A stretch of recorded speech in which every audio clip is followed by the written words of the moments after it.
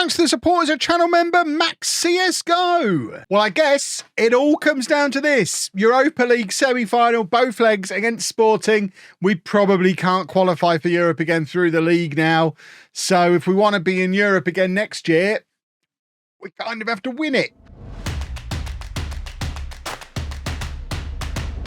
Hi, welcome to part 9 of my FM24 beta save with Brighton. I'm Kevin. Coming up on today's episode, we have both legs of that Europa League semi-final against Sporting. Since you were last with me, just the one game played. We drew against Everton in the Premier League, rotated, not heavily, but rotated a fair bit in that game just to make sure the players were fit and ready to go for this one. And this is the team that is hopefully fit and ready to go. I mean, Leon Bailey's not fit. Estupiñán's not fit. João Pedro's not fit. They're not all fit and ready to go, but we've got an 11. And that's a good thing. So it's Lucas Perry in goal, a back four of Walker Peters, Dunk, Gatti and Lewis, Berg and Gross in midfield, Almada, Smith Rowe and Fatty, then behind Ferguson. Up front, we're away from home in the first leg. Believe it or not, we're then at home in the second leg. We've been on an incredible run in Europe.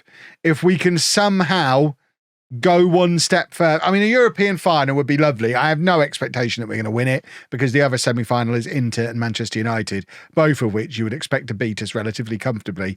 But I think we might just be able to make our way past Sporting.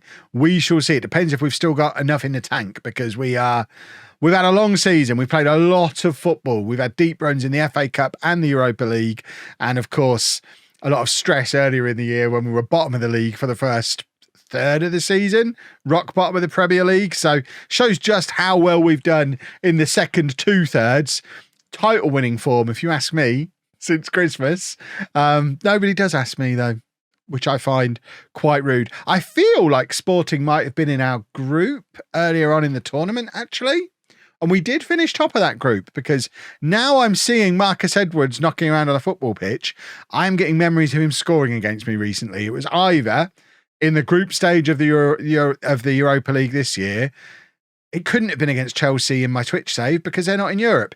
The Sporting must have been in our group and we must have beaten them because we finished top of the group. So that gives me even more confidence that we should be able to find a way to make it to European Wembley, whatever European Wembley is, presumably actual Wembley. European Wembley is what we're aiming for. That's a poor pass from Berg, but Gross rescues him from it and it's back with Dunk. And now Berg again plays the ball over the top to Walker Peters, having to play at left back today because of the absence of Estupiñán, who hopefully, along with Leon Bailey, will be back for the second leg. But we've only actually got a week between the two matches. So anyone not fit for today is not going to be 100% next week. So it's not ideal. The match, too many matches, too close together. We need a mid-season break in like April to let my team recover. But Lewis does well to win the ball back there, plays it back to Gatti. He took quite a heavy touch, but then gives it back to Rico Lewis, and it's back with Perry in goal, who, remember, is not a sweeper keeper. He's not particularly comfortable doing that, but once again, I don't see that you can blame Perry for that. We saw it in the last round when Gross received the ball from Perry and played a horrible pass. Dunk had plenty of time to do something with it there. There's no way I'm blaming the goalkeeper for this. It's a very simple pass just to play it out to Walker Peters. I don't know why he's hesitated. I don't know why he's faffing around. And he's given the goal away there. And it's absolutely self-inflicted and very frustrating when it happens. Gatti now, forward to Lewis. And we've given ourselves more work to do than we needed there because it's been an even match so far. We didn't need to be 1-0 down, and it's all Dunk's fault. This time, he does find a Brighton shirt, and it's Berg, and now Smith Rowe and Fatty, all the way back to Gatti again. Fatty to Gatti. Oh, it rhymes. It's very exciting. Berg running through the centre, gives it to Almada. Walker Peters has taken a very wide position on this left, but Ferguson plays it into Ansu Fati, who didn't look like he was close enough to the ball to make any contact with him. He obviously did, because he's walloped it into the back of the net. I need to see the replay of this to work out what's gone on. Fati must have been at absolute full strength. Lovely ball over the top for Almada. Ferguson drifts out wide, and I mean, it looks very different from that angle to what I think I saw the first time, but I'll take it. It's 1-1. Obviously, these days, away goals don't count for any extra than home goals. So it's always my instinct to say, oh, it's an away goal. It doesn't really matter. What matters is we're no longer trailing in the tie. And we're actually the only team that's created a goal for ourselves. Fatty's been fouled there. And the ball's ended up, we'll take the goal, referee. Advantage. No? Penalty anyway. That's fine. We'll have a penalty. Who is that and who is he waving at? It's Almada giving it all the waving and scores. I tell you what, he's got off doing the chicken dance. Almada, as the season has gone on, has become more and more important to this team. I still don't know if he has a guaranteed starting spot once Leon Bailey is back, but he is actually weighing in with some goals, which Smith Rowe doesn't do. So as much as it would be madness to drop Smith Rowe when we're spending £47 million on him this summer, Almada is, doing goals and stuff. Almada's injured. Fantastic. He's still only on a 6.8 as well, despite scoring a goal. He's taking the free kick here, though, plays it to Smith Rowe. Smith Rowe shoots from range and still yet to get his first goal in a Brighton shirt. Smith Rowe's saving it for the final, I think. He's going to score in the final to win it for us and become an immediate hero after 6 months at the club. Ito comes on at left back. Probably could have started him at left back. Almada. Oh, Gordon Bennett. I'm not bringing Danny Welbeck on. How fit is Leon Bailey? Twisted ankle, 1 to 5. Right. How are you doing, Leon? Do you think you could give us 20 minutes? We could really use 20 minutes. Or actually, we could probably just bring on Sunset and move Smith Rowe out there. That's probably the sensible thing to do, actually. If I'm putting my grown-up big boy hat on. Gilmore, no, that's not Gilmore. Gilmore can come on for Gross. I don't know why it became Walker Peters. I'm now a little bit worried I've pressed all of the wrong buttons, but Ito has got an in-swinger here looking for that far post where Evan Ferguson is lurking, but the ball is cleared only as far as Smith Rowe, who is now playing out wide on that left-hand side, and there he receives it, plays it into Sunset, who's just on the pitch and had an opportunity to, I wouldn't say book us the spot in the final, but get us blooming closer if he'd have found the back of the net there. And it's now Ito with the throw. It's Inter 3, Man United 2 in the other game. Smith Rowe again. Oh, my word. That man is never going to score a goal, is he?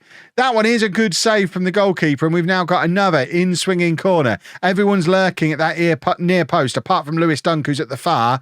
It ends up going near. Gilmore loops a header back towards the goalkeeper in the hope that it lands on one of our players. It does not. Their goalkeeper collects it relatively comfortably. It remains 2-1. Look at the difference in the match stats, though. We have been much better than Sporting. We should have more than a good 1-goal advantage to show for this, and we would have done if it hadn't been for Lewis Dunk being a madman. Veltman's going to come on, and I think we take off Ferguson for the last 10 minutes, give him a little bit of a rest, purely on the basis of who we've got on the bench who's fit. Pedro is on the bench and fit. Any other change would involve bringing on someone like James Milner, who probably wouldn't be the worst sub to bring on in these circumstances with all of his experience, or an injured player like Leon Bailey or Estupinian, neither of which we really want to do. We want to try and keep things fresh as possible. Big clearance there. 10 minutes remaining. Come on, boys. We'll take the final whistle now, ref.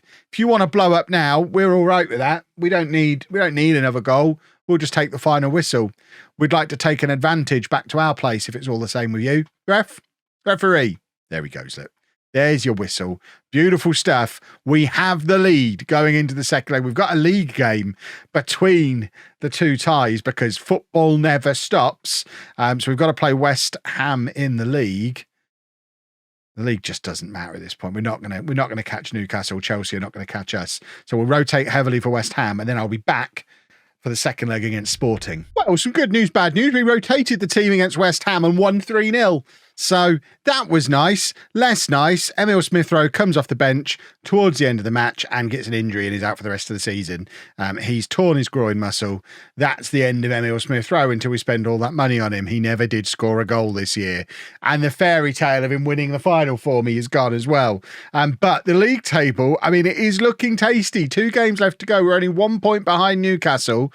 There is still a chance. That being said, we do play Manchester City and then Tottenham in our final 2 games. So I'm still expecting to not finish 7th. Maybe 8th will be enough.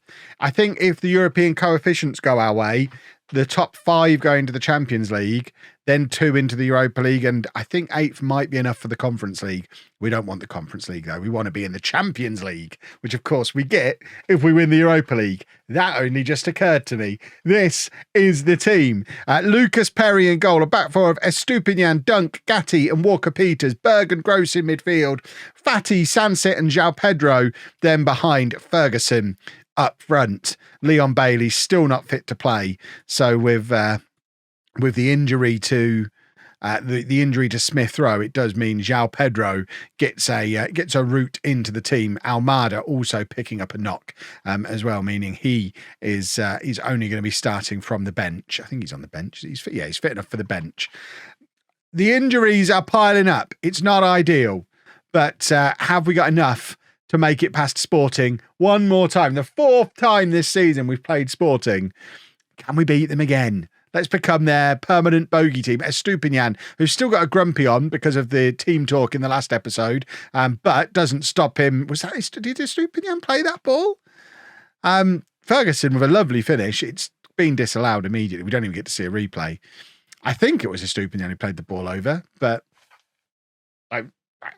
not even a VAR. Don't even get to see a replay. You'd think they'd give me a little bit of VAR even. But we've got the corner. In swinger. Gatti's there. And there is a hugely important goal. And the Amex goes absolutely wild. 1-0 on the night. 3-1 on aggregate now. We are touching distance from the Europa League final, which is a ridiculous sentence to be saying after the way we started this season, but we can taste it. We can smell it. And I'd quite fancy Inter rather than Manchester United, because Man United are always good in game. Whereas I feel like we could beat a team from another country. Might be a little bit ambitious. We've certainly not played anybody of the caliber of Inter at any point in our run through to this semi-final. So it would be interesting to see how we match up. But let's worry about getting there first, shall we? Walker-Peters goes past his man comfortably. And then I think that was a shot. Really, he should have been crossing it, but he takes the shot. It ricochets behind for a corner, and it's going to be Gross to hit an in-swinger, aiming for this near post where Gatti and Ferguson were both lurking. Neither of them able to get under the end of it, and it falls to Ansu Fati, who plays it, or looks to play it into Dunk, but it's actually a loose ball, and the ball ends up back with Sporting. Sporting haven't had a shot in that first half. That has gone absolutely 100% to plan, that first half. So more of the same in the second half, please and thank you. And then we've established it's not European Wembley where we're playing the final. It's the Dublin Arena is where the final is, which I haven't checked, but I'm going to assume is somewhere in Dublin. So very exciting. Don't have to travel very far. João Pedro with the cross, and Ferguson couldn't quite. It was a bit of a looped cross. Couldn't get there ahead of the goalkeeper, but it's the right idea. Get the ball into Ferguson. Let him score goals, because he's very good at it. Give him more of the football. He's the next gen winner, don't you know? Presumably a bit of a shoe-in for European Golden Boy as well, you would think, especially if he leads us to a victory in this competition. And Ferguson is one-on-one with a keeper. He's backtracking towards goal.